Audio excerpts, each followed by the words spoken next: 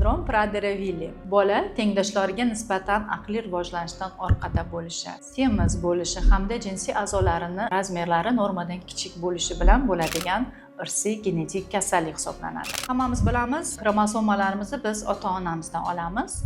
Bittasini ota-onamizdan, bittamiz onamizdan olib, shunaqa 23 ta juft taxlanishi kerak. Sindrom Prader-Willida 15-xromosomada otadan oladigan xromosomada o'zgarishlar bo'lganligi uchun bu kasallik namoyon bo'ladi. Sindrom Prader-Willi tashqi ko'rinishidan taxminiy tashxis qo'yishimiz mumkin. Tasdiqlash uchun genetik analiz topshirish kerak. Buni genetik shifokorlar sizga yana ham aniqroq tushuntirib beradi. Etnorodительskiy disamiya, deletsiya, qaysidir xromosomani belgili joylarini kesib tushib qolishlari yoki qaysi otasidan qaysi onasidan o'tganligi, o'zini qoidalarini buzilganligi hisobidan bu muammo bo'lishi mumkin. Sindrom Prader-Willi diagnozini bugungi kunda Smart Gen laboratoriyasida tashxislash mumkin. Bu nima uchun kerak? Oilada yana xuddi shunaqa farzand tug'ilmasligi uchun, oilada keyingi farzandni rejalashtirish uchun hamda sog'lom farzand tug'ilishi uchun bu tekshiruvlar bizga kerak. Sindrom Prader-Willi bilan bolalarni tarbiyalashda ozgina muammo bo'lishi mumkin. Shuning uchun hamma shifokorlar bilan birgalikda ishlasa, bolamiz jamiyatda yaxshi yashashi mumkin hamda maktablarga borib o'zini jamiyatda o'rnini topishi mumkin.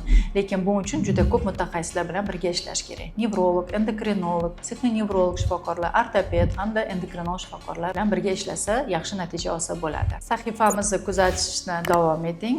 Genetik kasalliklar haqida, ularni tashxisoti haqida, DNK diagnostika nima, xromosomli analiz nima, fish diagnostika nima, ularning hammasi haqida batafsil ma'lumot berib boramiz.